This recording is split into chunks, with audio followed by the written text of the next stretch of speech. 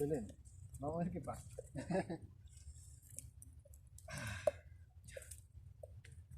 Estoy aquí con mi amigo Cristian. Cristian, somos amigos hace muchos años, compartimos años de estudio en la universidad. Y bueno, durante el tiempo nos hemos reencontrado varias veces. Él siguió su camino, yo seguí el mío, y uno de los temas de interés en los que él reflexiona, bueno, él también ha trabajado en el campo de la educación, también ha trabajado en el campo, bueno, escribe, hace música también, músico. Y ahí lo último que he estado trabajando, ¿qué era? ¿Era como ecoturismo o algo así? No, precisamente en todo lo relacionado a agroecología y Agroecología, sistemas alimentarios. agroecología y sistemas alimentarios. Bueno, estuvo en Perú, estuvo en un buen tiempo en Perú, ahora está en Chile. eh, y queríamos hablar un poquito, tener una conversación a propósito de la crisis medioambiental, bueno, y enlazar este fenómeno muy complejo con las formas de vida, ¿no? Con también los sistemas sociales, capitalismo, cómo se relaciona una cosa con la otra. A lo mejor un poquito conversar de por qué hemos llegado a esto, ¿sí?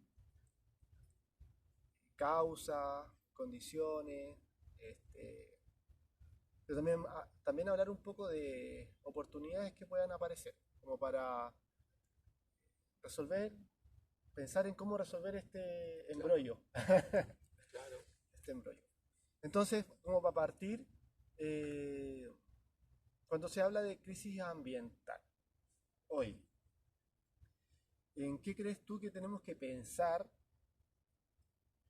digo yo, como para despejar un poquito el concepto y en términos de causas y condiciones, ¿por qué tú ves que esto emerge, se desarrolla? Claro. Bueno, primero es como que todo esto que denominamos el cambio climático, la verdad que siempre ha existido en lo que significa la existencia del planeta Tierra, en el que estamos. ¿Mm? Siempre han habido cambios climáticos. De ahí que también hay gente que son las personas negacionistas que se agarran de eso, que diciendo, pero si siempre ha habido cambio climático. Por Mm. supuesto que siempre ha habido cambio climático. Solo que los procesos han sido procesos bastante largos en el transcurso, o sea, largos para nosotros en nuestra existencia humana. Sin embargo, este último proceso que se está viviendo ahora es un proceso que ha sido demasiado corto para la existencia misma de la Tierra. Estamos hablando que esto viene iniciándose desde el origen de la revolución industrial, Mm. eso es finales del siglo XIX hasta ahora. O sea, no alcanza, está cerca de ser solamente 150 años. Mm. O sea que en 150 años han habido cambios que en otros momentos de la historia del planeta llevaban miles de años para que se produjese. Mm.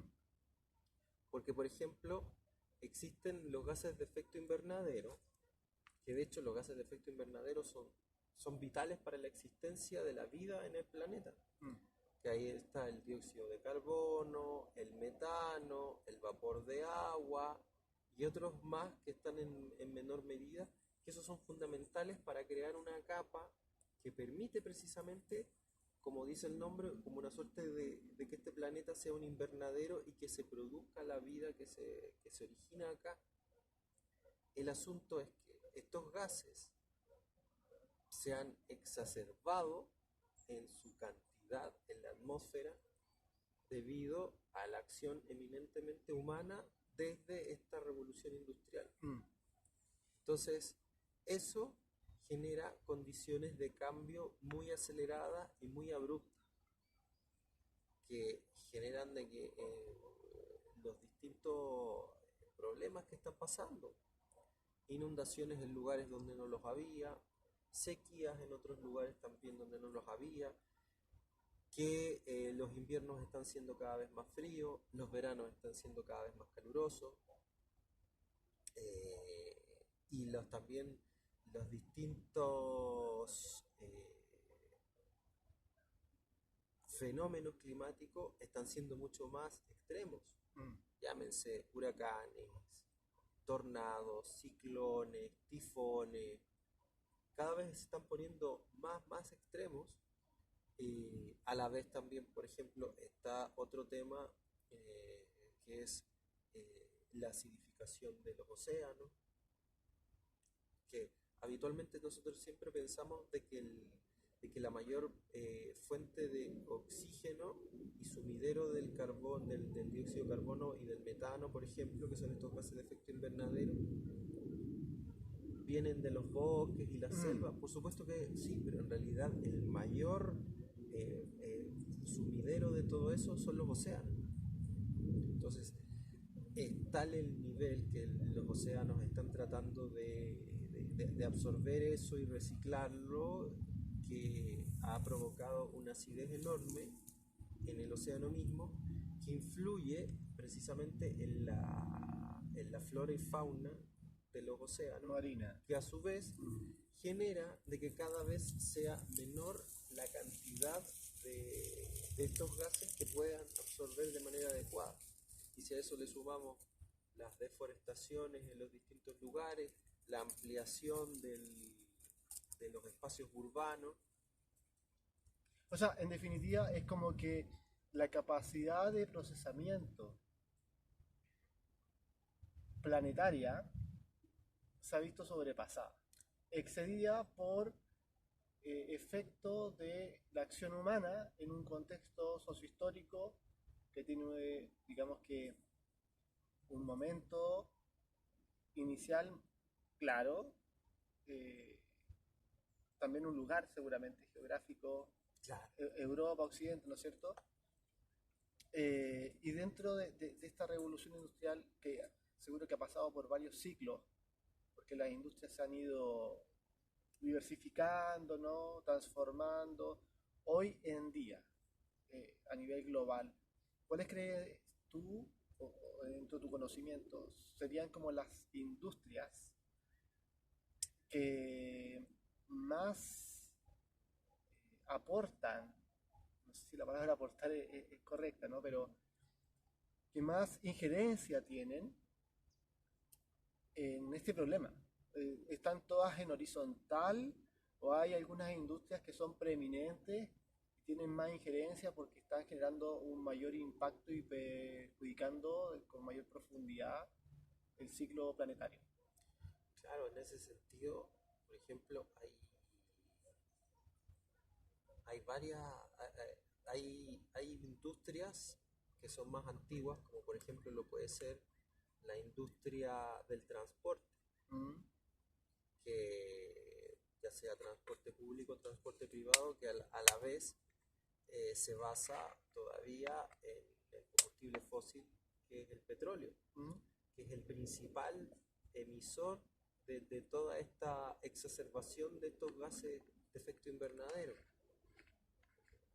Y eso viene desde que empieza esta denominada revolución industrial, con las famosas primeras máquinas a vapor, y así todo, en donde se va pretendiendo maximizar la utilidad de lo que se quiere producir en cuanto a tiempo, en cuanto a cantidad, sin ya tener la necesidad de recurrir a muchas personas, como era antes, o a la fuerza animal. Y esto a la vez, esta revolución industrial, si bien genera todo un cambio tecnológico, es también el posicionamiento como modelo hegemónico del capitalismo, el cual se basa principalmente en un hecho que es el consumismo, el consumir más allá de la necesidad. ¿Para qué? Para generar utilidades, para generar crecimiento, y en ese sentido es que viene toda esta depredación todo este exceso de consumo que va generando las distintas, ¿cómo se llaman? Las distintas industrias en sus diversos ámbitos. Como te decía, está el transporte.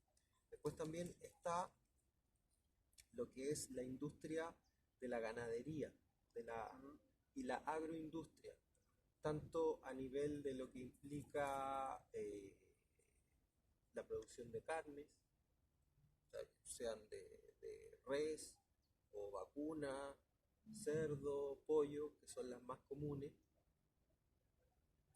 que ellas en los insumos que ocupan, en lo que los animales que tienen ahí en los distintos lugares como granja, el metano que generan y a la vez el transporte mismo de toda esa carne, ahí está asociado también al transporte, va generando la huella de carbono que se llama, que es a través de la huella de carbono como tú vas midiendo qué tan, cuál es la participación de cada sector de la producción. Ya, está eso. Después está el de la agroindustria, que utiliza los agroquímicos, que también ejercen influencia por este calentamiento, y que es lo que vemos hoy en día que ha proliferado, sobre todo a partir de la década del 60, cuando vino la denominada Revolución Verde, para, en un comienzo se suponía que era la que iba a generar un cambio para que acabara el hambre en el mundo, y sin embargo vemos que Eso no ha sucedido. nada de eso ha ocurrido. Después está la misma industria alimentaria en lo que significan los ultraprocesados, que a la vez, además de la huella de carbono, genera otro tipo de contaminación, que es a través de la utilización de los plásticos, otro derivado del petróleo. Y hoy en día aparecen también industrias como el turismo. Por ejemplo, hay estudios que señalan que uno de las actividades deportivas más contaminantes a nivel mundial es la Fórmula 1. Perfecto. Por todo lo que significa llevar la Fórmula 1, ya la semana pasada creo que fue el Gran Premio de Monte Carlo, Mónaco, ya. Después en 2 semanas más creo que es en Canadá. Trasladas todo ese traslado y a la vez Fórmula 1, algo motorizado. Después, dentro de la industria del transporte, precisamente en la aviación comercial es ¿cómo se llama? Una actividad que también genera un montón Polución. de polución, de huella de carbono, y en el último tiempo, principalmente, y eso se ve mucho en Europa, que te vas de un lugar a otro en distancias cortas en avión. Y esos trayectos son enormemente contaminantes. Las denominadas líneas aéreas low cost, esas son enormemente contaminantes. Y por supuesto que también está el consumo, la manera de consumir de las personas en particular. Entonces, es ahí, o sea, en definitiva, si bien hay varias industrias, pero es como el sistema mismo nos ha metido en este consumismo frenético, que lo único que está generando es este inconveniente, que lamentablemente ya lo están viviendo muchas personas, que ya está generando migraciones de muchas personas, pero que no se considera que en realidad sea la fuente. Entonces, por ejemplo, vienen alternativas como, ya, ahora ocupemos autos eléctricos. Como lo están haciendo varias marcas europeas. Claro. Hay como una pugna, ahí tengo entendido, entre la industria automotriz europea, parece que de alta gama, sobre todo, que está como en esa línea, y la industria automotriz oriental. Las chinas, claro. Claro, que se están quedando como con los diésel. No, pero también hay chinos en el último, de hecho, eso estaba leyendo el otro día, que, claro, al final por un lado te están vendiendo un cuento de que vamos a ser más verdes, vamos a utilizar autos eléctricos, pero el asunto es que no estás cambiando el estilo de vida, sigue siendo el estilo de vida consumista. Y segundo, ya sí vas a sacar autos eléctricos que no te van a generar una huella de carbono, pero para que existan esos autos eléctricos en estos momentos, esas baterías necesitan del litio.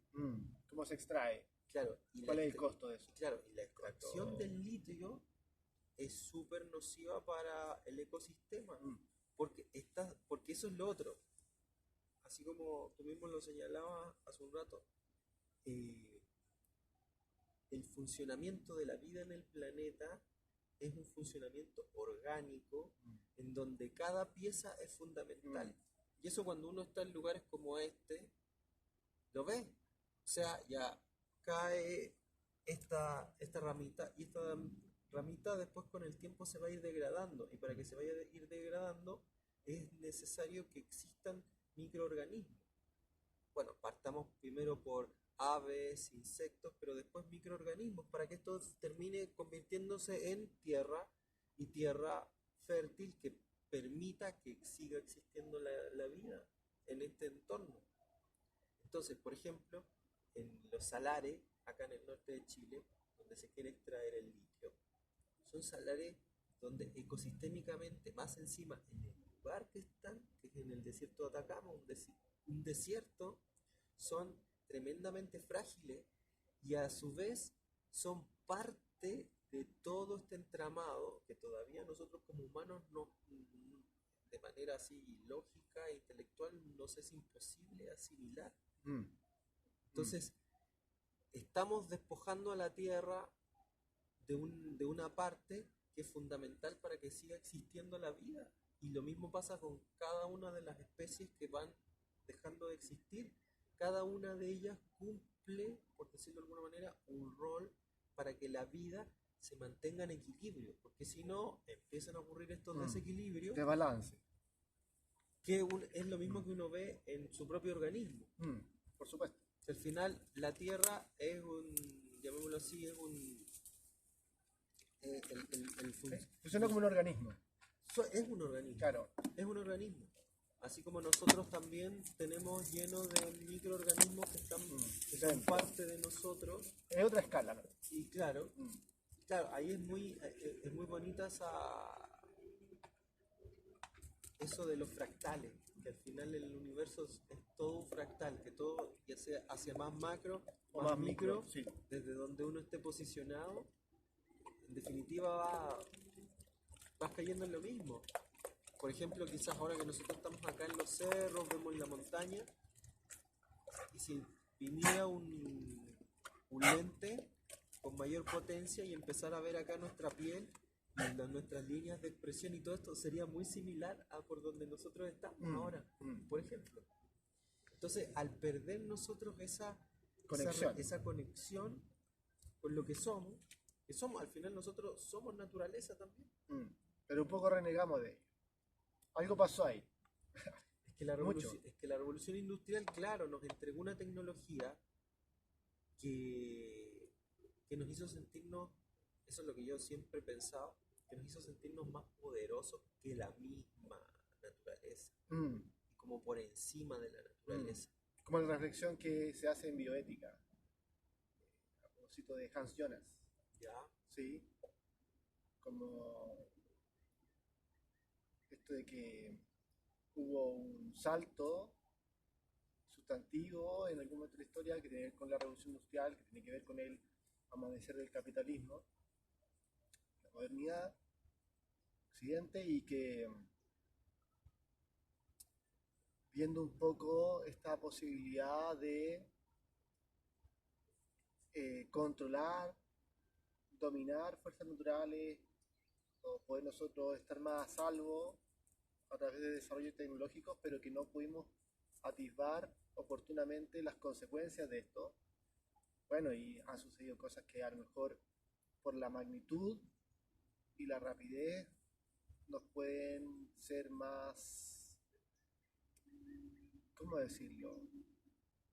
llamativas y traumáticas, como bombas atómicas y cosas por el estilo, pero pareciera ser que hay como un acopio, una acumulación mucho más silenciosa y permanente, sostenida, de estos efectos.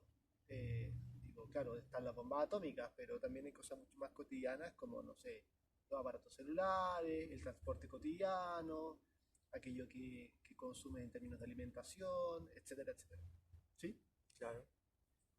Y en relación a, a que estamos situados en esto, porque es donde estamos, ¿no? Que está este tremendo problema medioambiental. Eh, por otra parte, está el negacionismo que intenta hacernos pensar de que este problema no es tal, ¿no? Con el argumento que tú presentabas inicialmente. Que hay un desarrollo tecnológico apabullante, pero que pareciera que no tenemos la madurez suficiente para poder darle un uso apropiado a los conocimientos que tenemos. Y que el sistema a nivel comercial, económico, cultural, también educativo, nos lleva a seguir la corriente. ¿Cómo tú crees que podríamos intentar empezar a movilizar algún cambio que nos abra nuevas rutas, oportunidades para salvar esta situación? O sea, primero, un poco empezar a atender a las personas que ya vienen trabajando hace un montón de tiempo, que tienen la evidencia, que es evidencia, o sea, no es una idea, no No es es humo. un imaginario, Mm. no, es una evidencia. Por ejemplo, me acordé que el otro día estaba ahí en la casa de mi familia y ellos ahí tienen Movistar, entonces tenían para ver distintos canales y salía un canal católico donde salía un hombre que decía de que la prueba del ADN demostraba que la evolución que proponía Darwin no era tal, pero no argumentaba nada. No decía, era solo la afirmación. Decía, el ADN demuestra claramente que Darwin estaba equivocado. Y yo me quedé viendo a ver si decía por qué. Que quería escuchar. Y ahí después salió con otra cosa y con la Biblia y aquí la Biblia. Claro. Y es como que... Pero eso no es una evidencia. Mm. O sea, te vales de una evidencia, después utilizas la retórica para seguir blasfemando. Mm. Bueno, entonces primero es eso, atender a eso. Pero para atender a eso es como, claro, ¿de qué manera empezamos a desarrollar una sociedad en la cual no coartamos eso que es intrínseco? Y ya los niños, las niñas cuando nacen vienen con eso, vienen con esa conexión. Lamentablemente la cultura un poco nos la coarta por todas estas ideas que están absolutamente instauradas como ciertas, como que el crecimiento es infinito. ¿Cómo puede haber un crecimiento infinito en un lugar que es finito? Primero. Entonces, partamos por ahí. Después está el asunto de que esa inercia que tú un poco señalabas, en la que va transcurriendo también el ser humano, en la cual ya consideramos que la tecnología va a ser capaz de brindarnos todo el soporte ante cualquier cosa, que finalmente nos tenemos que deber a la tecnología, salvo algunas personas que quizás todavía estarán creyendo, no sé, que venga algún salvador mesiánico, pero hoy en día en muchas personas existe de que la tecnología me lo puede arreglar, que de hecho ya está sucediendo. O sea, las personas, por ejemplo, si en algún momento, no sé, se ven con sobrepeso, es más fácil recurrir a una cirugía plástica que darse el trabajo de decir, oye, pero yo, ¿por qué estoy en esta condición? Ya, yo me hago cargo, así como subí, quiero volver a un equilibrio, yo me hago cargo de volver a ese equilibrio. Pero ese esfuerzo lamentablemente se ve obstaculizado por la comodidad que nos brinda hoy en día este sistema. Y esa comodidad es difícil difícil decirle a las personas, oye, tenemos que vivir quizás un poquito de manera más sencilla, más austero, no con tanta comodidad. ¿Quién va a estar dispuesto? Es posible, es posible. Es posible también que las personas empiecen, las que no viven en departamentos, a lo mejor empiecen a desarrollar hábitos ¿cómo se llama? De producción.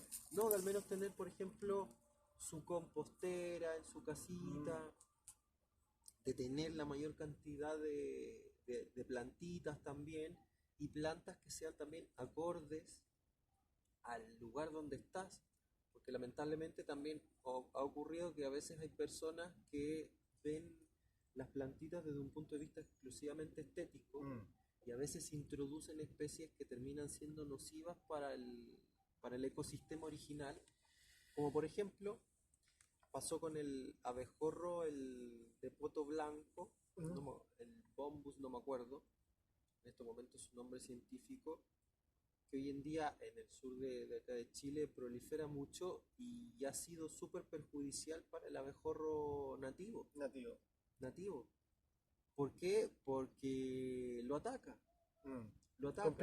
Compiten, pero de manera, claro, y su manera también de reproducirse es mucho más rápida y acelerada. Entonces, también esas pequeñas cositas van generando esta disrupción que si estuviéramos más atentos, por eso que para mí es vital eso, empecemos a atender a las personas que son competentes en determinados temas.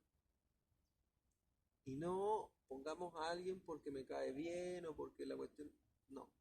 Pero entonces tú dices que la clave pasa por concientizar, que es básicamente educar, supongo yo, porque atender a las personas que realmente pueden darnos una mirada más adecuada a la realidad, a lo que está sucediendo, menos prejuiciada, poder conocer eso.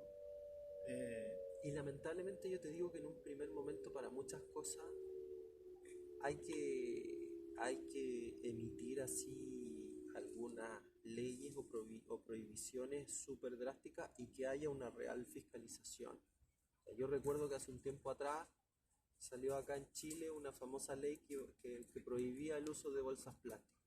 Y hoy en día, yo que volví a Chile el año pasado, veo que en cualquier lugar te están dando, o sea, en los únicos lugares donde no te venden bolsas plásticas, no te dan bolsas plásticas en los supermercados, pero en los lugares, en el almacén de barrio, en todos lados te están dando bolsa plástica. claro, en la feria, en el mercado, sí.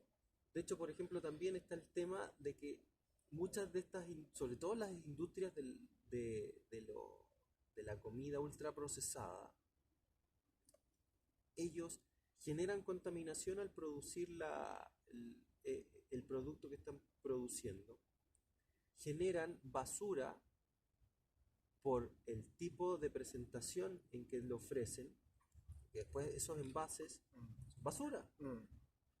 Qué bonito que hoy día, y ahora recién estoy haciendo esa reflexión, nos hemos encontrado con casi nada de eso basura, pero habitualmente uno veía el envase del chocolate, el envase de esto, y lamentablemente esas empresas no se hacen cargo de esa basura.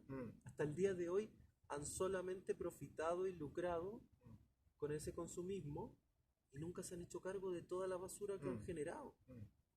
Y así otras industrias. Hay algunas leyes nuevas medioambientales que van como en esa línea, pero que yo creo que se quedan cortas, ¿sí?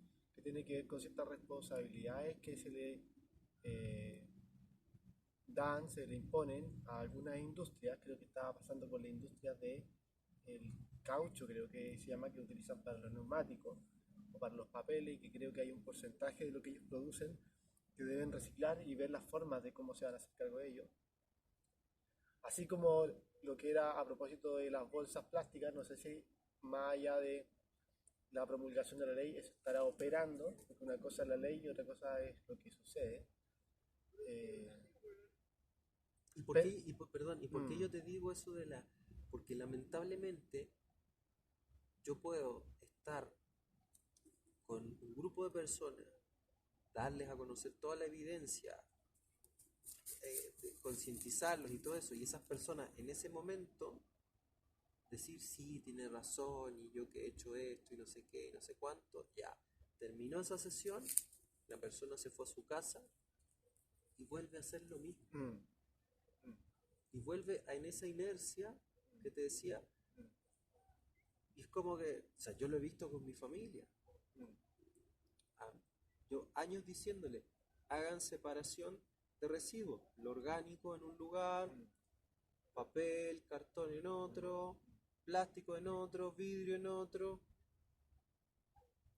Ya, me ven a mí hacerlo, pero sin embargo, ellos están cocinando y en el basurero que tienen en la cocina tiran la cáscara de la fruta, tiran el plástico de la bolsa, fueron a comprar pan, el plástico con el que les dieron el pan. El otro día también mi mamá fue a la feria y todo en bolsa. Yo le dije, mamá, pucha que te gustan las bolsas. Y me dijo, pero es que te las dan así.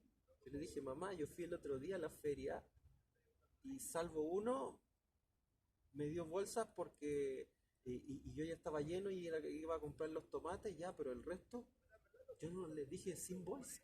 mm, Y ahí se queda mi mamá. mm.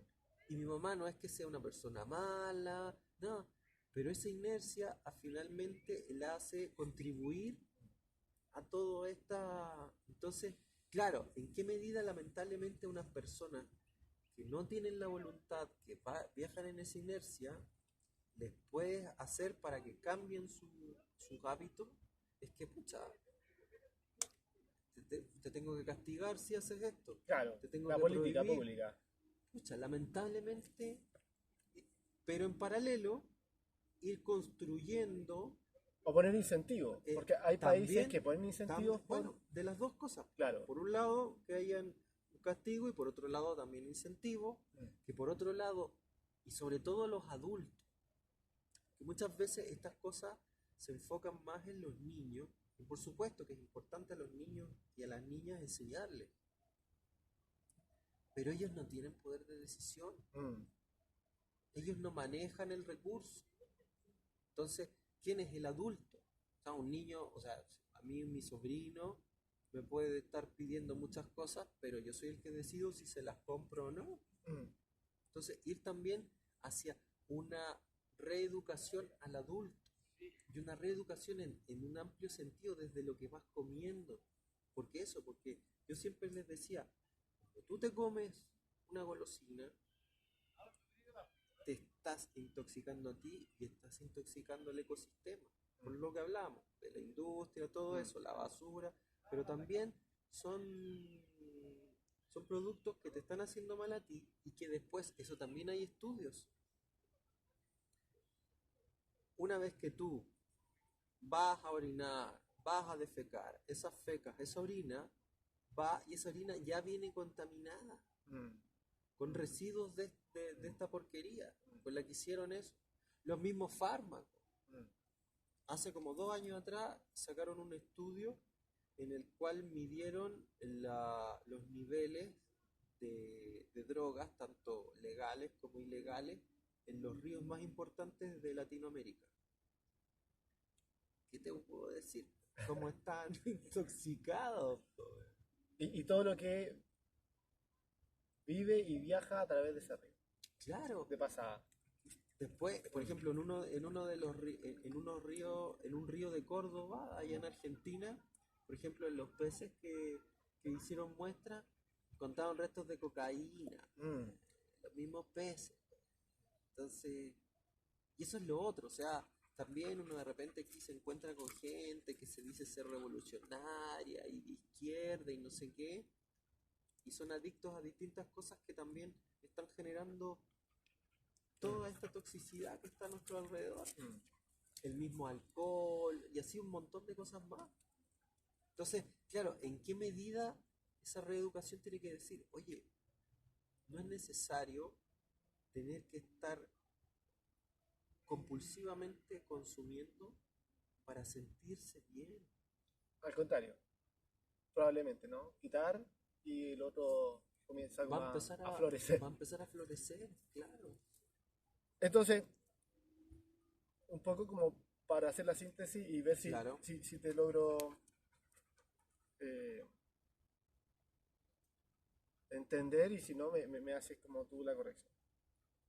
Entonces tenemos el cambio climático, pero no solamente como un fenómeno, digamos que espontáneo en la naturaleza, sin acción directamente humana, sino que como en última instancia, desde los últimos 150 años, la acción humana acelera agigantadamente este proceso y genera un desbalance ecológico planetario, porque la capacidad de procesamiento se ve como sobrepasada por la exacerbación de emisiones de gases que existen per se en la naturaleza, pero que por la acción humana se han elevado enormemente. Claro, y por la desaparición de las especies Y las y consecuencias todo. derivadas. Claro.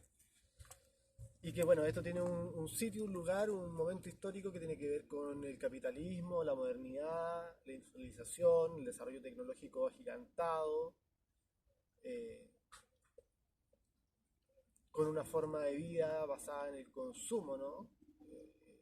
En la reflexión del consumo como, digamos que, fórmula para la felicidad, pero bien así como bien confusa e ilusoria, Mm.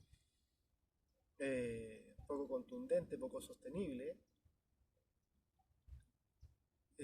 Industrias específicas que tienen, digamos que, un mayor impacto.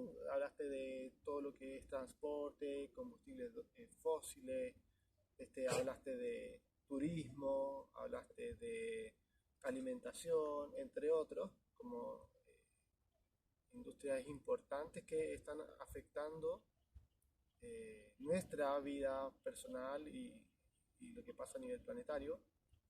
Y como posibles soluciones u oportunidades, esta reeducación, que es como generar un cambio de conciencia cultural, que esto como que cristalice, se materialice en un cambio de estilo de vida, que es como fundamental, como lo micro, el uno más uno, genera una suma que puede ser significativa de lo que haces tú, lo que hago yo, etcétera. Pero también en términos de política pública, es como se le pone raya a ciertas malas prácticas en términos de sanciones o también de generar un sistema de incentivos para que las cosas cambien. Claro. Sería algo así. Sí, Ya, perfecto. sí. Y es muy. Es, eh, es muy cierto eso que, claro, el avance tecnológico no ha ido en paralelo al desarrollo de la conciencia humana. Es como que el desarrollo de la tecnología sí dejó atrás el desarrollo de la conciencia humana y a la vez hasta, de hecho, siento yo que en muchos aspectos ha habido una involución Mm, de conciencia. ¿Por qué? Porque tal vez en algún minuto se consideró a la conciencia como un desarrollo del intelecto exclusivamente y un intelecto muy utilitarista a su vez y muy rígido y estructurado, cuando nosotros no solo somos intelecto. Entonces, esa reeducación tiene que ir como tratar de, porque finalmente, ¿qué es lo que pasa con esta tecnología? Está siendo bien propicia para precisamente evadir todo esto y manipular. El hecho mismo que estemos siempre muy pegados con lo que estamos viendo en una pantalla, y eso también está bien estudiado, genera, el humano es muy visual en forma general. Entonces, en el momento en que tú le presentas algo visualmente, el cerebro en sí, en la inmediatez, no sabe distinguir entre realidad y ficción.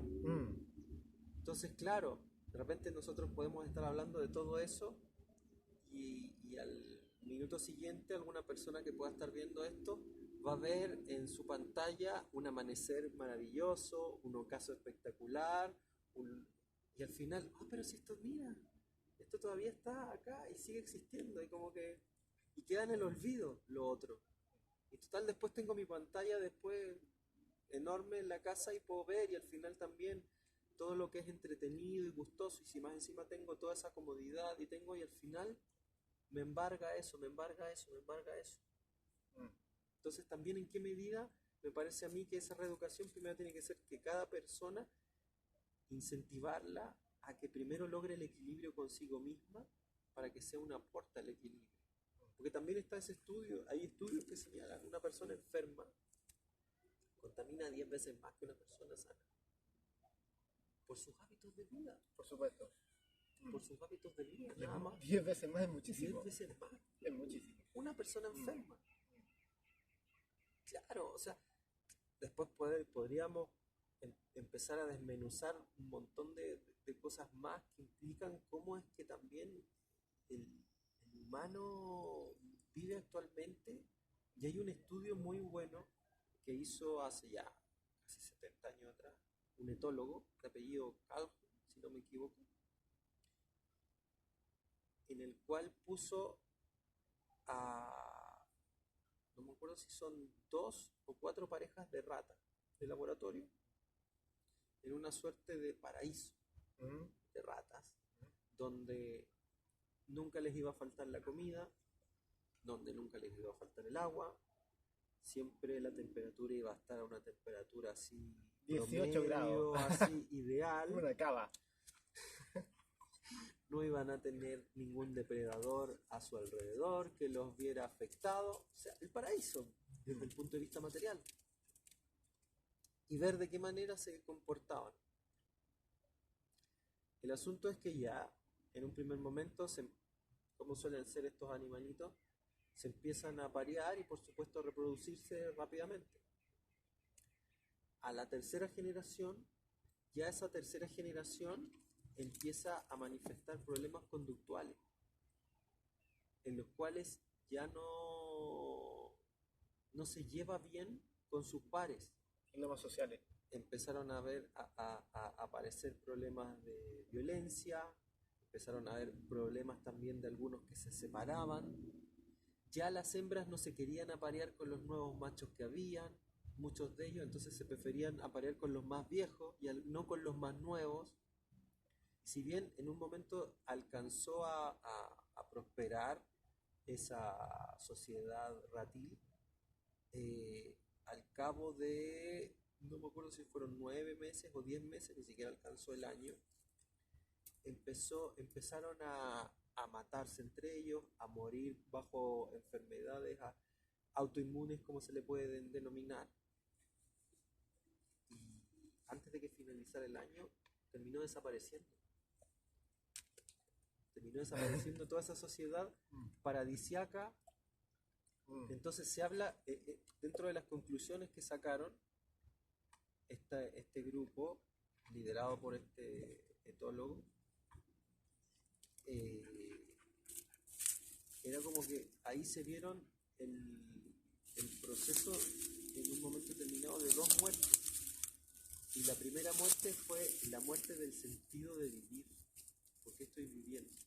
Para finalmente, con la muerte propia de la materialidad. Y por supuesto que los dejó locos, porque o sea, tenían todo para, entre comillas, prosperar, y sin embargo terminaron por autodestruirse. Y si uno ve ese estudio, yo cuando lo vi dije, oye, pero esto se parece mucho a lo que estamos viviendo. Fuerte. Fuerte. Entonces, ¿de qué manera yo puedo eso, no solo decírselo a la persona, sino que lo asimile y que genere en esa persona unas ganas? Pero no bastan las ganas, también tiene que haber un apoyo por parte de lo que llamamos un Estado, y es ahí también donde es importantísimo que entendamos que hay que tener un sentido de que tenemos que volver al sentido de comunidad. Todas estas ideas que nos hablan del individuo como lo más importante de la sociedad son basura, porque genera basura, que genera la autodestrucción y la destrucción y al final de cuentas, el planeta va a continuar. Si el planeta, ¿cuántas extinciones masivas ha tenido? Yo tuve en un colegio donde trabajábamos con el sistema de proyectos. Que a través de proyectos tú ibas aprendiendo las distintas asignaturas, ramos o cursos. Y yo les propuse, Aprendizaje basado en proyectos. claro, Ah, aprendizaje basado en proyectos, ABP, como se les Sí. conoce, claro. Y yo les propuse el proyecto con la siguiente pregunta. ¿Estamos cerca de una sexta extinción masiva? Porque ya antes han habido 5 de las que se conocen en la ciencia. Lo que implicaba conocer las anteriores 5, sus causas y todo eso. Y como por eso te decía yo, esos procesos de todas esas extinciones fueron procesos larguísimos, hasta de millones de años. No es como que de un día para otro, incluso lo del meteorito con los dinosaurios, hasta el día de hoy tampoco es fehacientemente asegurado que fue así. mm, Hubo un montón de otros factores. Entonces, en ese estudio de la extinción, era como, a ver, ¿de qué manera nosotros estamos contribuyendo a esa extinción por esta conducta? ¿Y de qué manera, si somos, o sea, si perdemos ese sentido de comunidad, si perdemos ese sentido de que nosotros también somos naturaleza, mm. no de que nos vamos a conectar con la naturaleza, pero igual nosotros manteniéndonos aparte.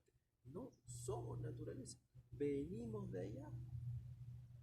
O sea, yo a mí cuando me preguntaban en Perú, yo les decía a algunas personas, a veces en algunos momentos, yo les decía, no, yo me considero mapuche.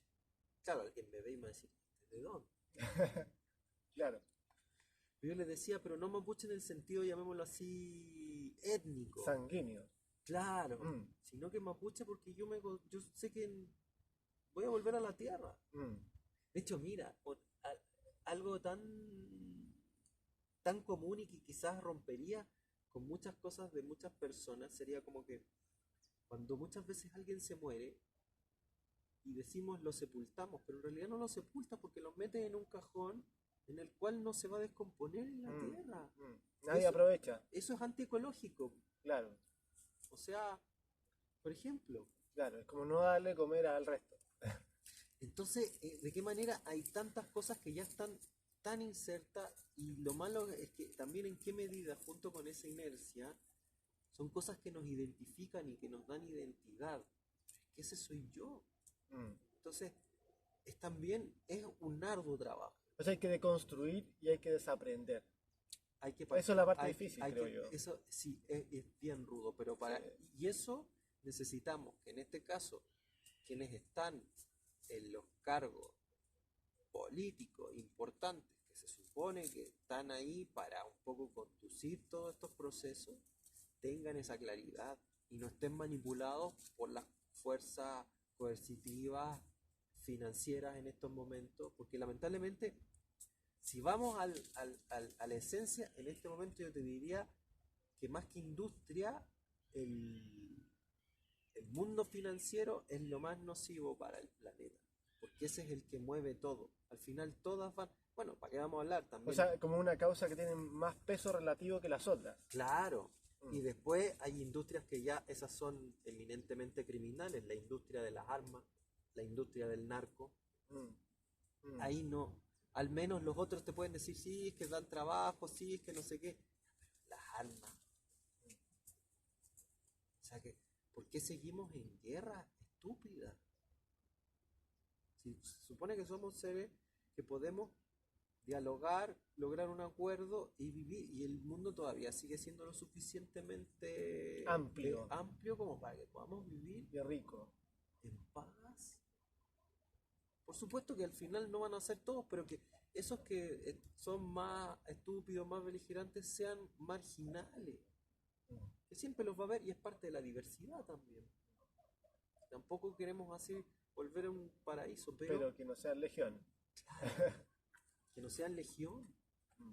Que no sean legión. Al final, todas esas películas de zombies es como también la caricatura del zombie cuando en realidad la mayoría de las personas van como zombies hoy en día En por la la vida. ciudad. Mm.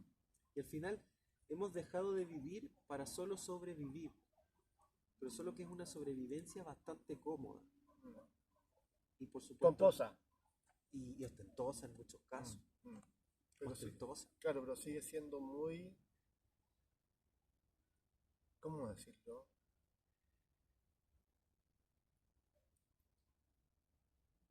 De muy corto vuelo. O sea, que quiero decir que a veces siento también como la gente, a pesar de que consume un montón, se conforma con muy poco. Digo, en términos de lo que pueden aspirar como desarrollo y felicidad.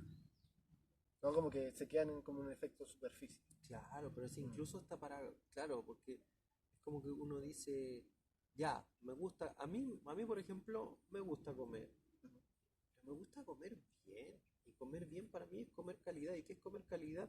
Productos que yo voy a sentir su sabor real, Mm. no sé, o sea, yo hace mucho tiempo ya que, por ejemplo, consumo mayonesa casera, Mm. bueno, no soy mucho que me guste la mayonesa, pero las veces que voy a consumir una mayonesa, Lo haces tú. la hago yo. Tenía la suerte que allá en Perú, como tenía acceso al cacao, a la semilla del cacao y a sus derivados como la manteca, yo me hacía mi propio chocolate, Mm. ¿no? Y por eso que ya no como de los otros chocolates, por ejemplo, y así otras tantas cosas. Pero veo que la gente de repente más encima es como que sí, me gusta comer, pero comen pura porquería. Mm.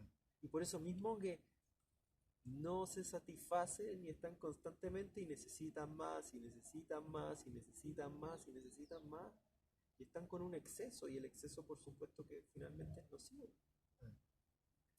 Y es tan paradójico, o sea, que vivimos en un mundo donde cerca del 35% de la población vive en el hambre y la desnutrición, y otro 35% vive en la obesidad, Mm. que es como otro tipo de desnutrición también. Sí, Entonces, o sea, como un 70% de la población está en está esa condición solo material. tan polarizada. O sea, Mm. no se supone que somos inteligentes. ¿Qué pasó con el Homo sapiens? No sé, yo siempre me hago me cuestiono eso. Pero lamentablemente también al ser gregario y al estar ciertas conductas tan generalizadas, a veces a uno lo miran medio en feo por estas mismas cosas, porque, pero ¿cómo nos vas a quitar? Como hay gente que me ha dicho, ¿cómo nos vas a quitar la sal de la vida? Cosas por el estilo, así como que... La Coca-Cola. Pero es como que vivimos en un infantilismo, es como que nos quedamos así en una etapa muy infantil en la cual, como tú mismo hace un rato atrás decías de la bomba atómica. Sí, somos capaces de hacer la bomba atómica, pero una mente reflexiva, consciente, se va a dar cuenta, sí, soy capaz de hacer, pero ¿por qué la voy a hacer? ¿Qué utilidad trae? Real.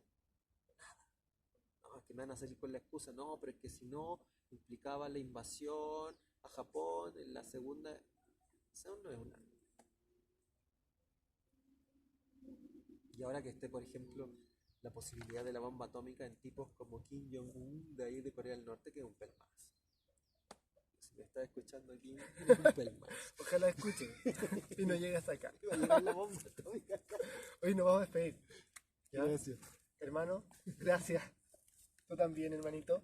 Y nos vemos, ¿ya? Vamos a seguir con otros videos, otros invitados, invitadas para conversar sobre temas diversos, ¿ya? Pero hoy hablamos de esto, ¿no? Un poquito de reflexión, filosofía social, medio ambiente, educación y más. Cuídense, que estén bien.